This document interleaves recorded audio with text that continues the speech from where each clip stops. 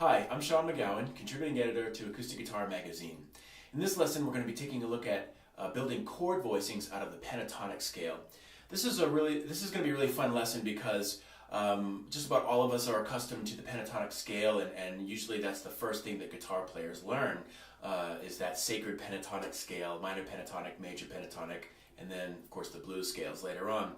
But there's actually a lot of voicings that we can discover and utilize in our compositions and arrangements from just arranging this simple 5-note pentatonic scale in various ways. So this lesson is going to be devoted to building up these voicings, starting with some double stop lines and then eventually 3-note and 4-note voicings. And you'll find that they yield these wonderful quote-unquote non-guitaristic sounds. They're much more like keyboard voicings because they have intervals of seconds and fourths in the voicings mixed with straight-up triads. So it's kind of cool. You'll find some new licks and lines to use as well as chord voicings in this lesson. So let's get started. Okay, let's get started with week 1. Here's example 1, just a basic C major pentatonic scale.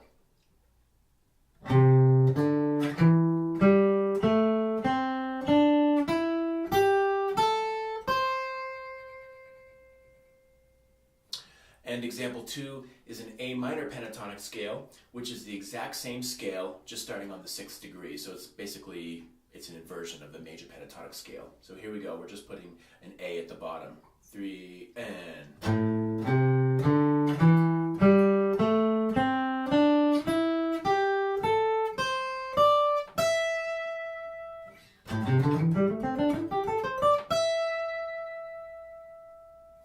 Now in example 3, we're going to start stacking notes. So we're just using pitches of the pentatonic scale, and we're going to start out with the 3rd, but immediately we're going to end up using 4th intervals just based on the design of the 5-note pentatonic scale. So here's example 3, and these examples can be used over C major or A minor pentatonic, or A minor chords rather.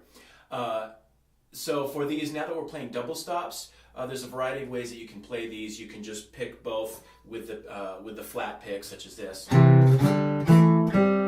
etc. Or you can use hybrid picking, which would be using the pick in tandem with the middle finger.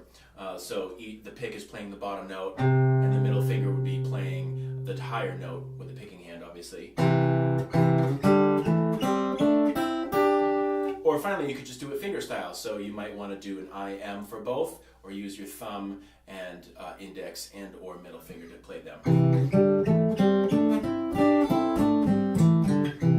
Find your own way that works. So here's example 3. I'm just going to use the pick and hybrid picking for all of these examples. Example 3, 3 and 4 and...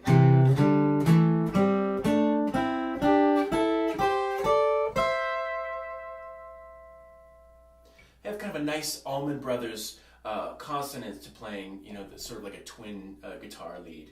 Here's example 4 for A minor chord, starting with a A minor double stop with a perfect 5th. Here we go.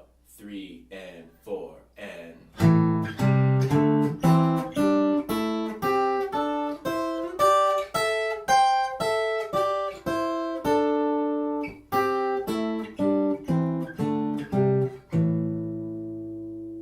Quick note about this example, since now you're skipping a string in some of these double stops, I think hybrid picking is the way to go. So let me play that again a little slower. So we'll start off 2 adjacent strings you can pick. Now you'll need to go into hybrid picking.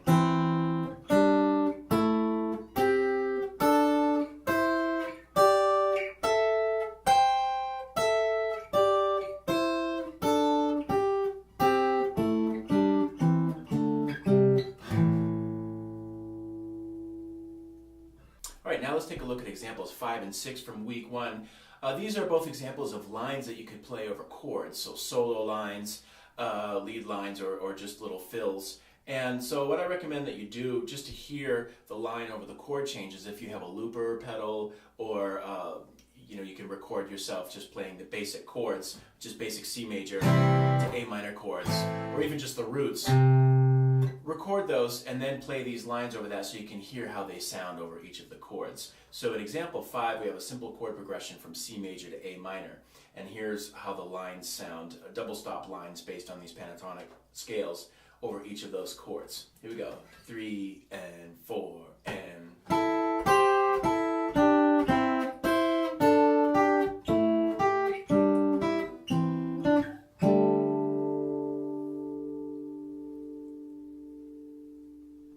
And here's example 6. Now we're moving from a C major to a G minor chord.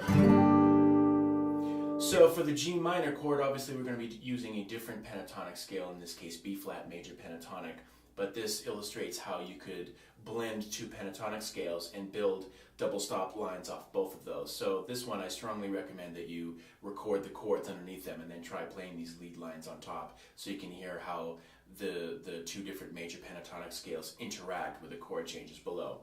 So here we go. Here we go. Example 6. 3 and 4 and...